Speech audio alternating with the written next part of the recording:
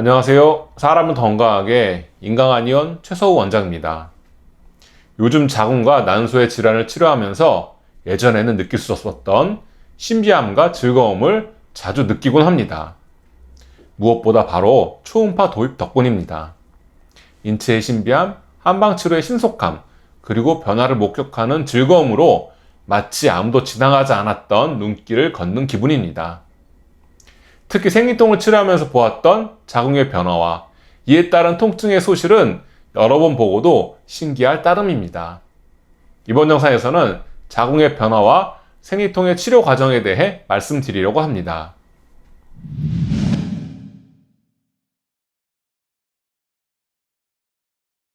생리통은 1차성 생리통과 2차성 생리통으로 분류합니다.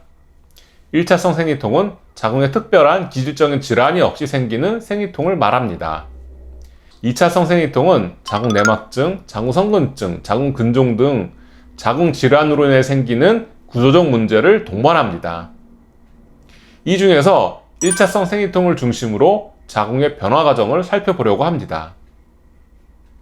생리통은 대부분 생리 첫날과 둘째 날에 심하고 시간이 지나면서 통증이 감소합니다.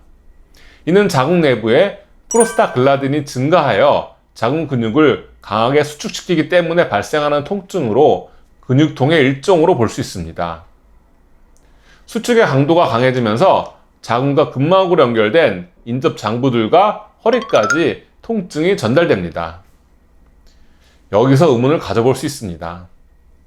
생리통을 자궁의 근육통으로 볼 수 있다는데 그렇다면 자궁의 근육 상태가 어떻길래 통증이 심해지는 것일까? 혹시 다리에 쥐가 나는 경험한 적 있으신지요? 다리에 쥐가 나는 것을 정근이라고 하는데 이는 대표적인 혈어의 증상입니다. 근육이 허열 상태에 있다가 혈액 공급이 차단되면서 어느 한계를 넘어가면 금속류가 급격하게 수축하여 발생합니다.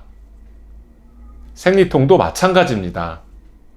여러 가지 원인으로 자궁의 혈류가 충분하지 못해서 자궁 근육이 허열 상태에 있다가 생리 때 증가하는 프로스타글란딘의 강력한 수축작용으로 자궁 근층이 경직되면서 통증을 유발합니다. 그래서 평소에 자궁의 근육 상태가 중요합니다. 생리통이 심한 경우에 초음파 진단을 해보면 자궁 근육이 위축되어 있거나 허열 상태입니다. 이는 자궁의 직경과 길이가 짧은 것으로 나타나거나 자궁 근층의 음영이 흰색으로 나타나는 것으로 알 수 있습니다. 첫 진료 시에 영상을 통해 이를 확인하고 치료 기간 동안 2주 간격으로 계속해서 보다 보면 변화하는 과정이 눈에 보입니다. 우선 자궁의 직경과 길이가 늘어납니다. 전체 치료 기간 동안 많게는 30% 이상, 적어도 10% 이상씩 일정하게 직경과 길이가 늘어나는 것을 볼 수 있었습니다. 자궁의 혈류가 좋아지면서 내막의 생성도 촉진되어 내막의 두께가 두꺼워집니다. 동시에 자궁 근층의 음영도 증가하여 진한 색으로 나타납니다. 이러한 변화들이 합쳐져서 바람 빠졌던 풍선이 펴지듯이 자궁 단면의 영상이 표준에 가까운 영상의 모습으로 변화합니다. 한방에서는 생리통의 원인을 기체, 한습, 혈어 등으로 분류합니다. 기가 순환이 안 되는 것이던 한기와 습기 때문이던 혈이 허해져서이던 결과적으로 자궁으로 가는 혈류가 부족한 상황이 됩니다.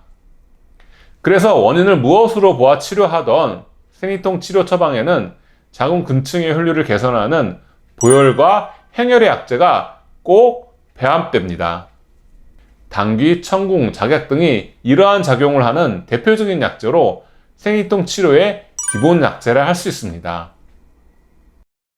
지금까지는 통증이 사라지는 것이 생리통 치료의 지표였다면 이제는 자궁의 상태 변화가 동반되는 것이 지표가 되어야 합니다.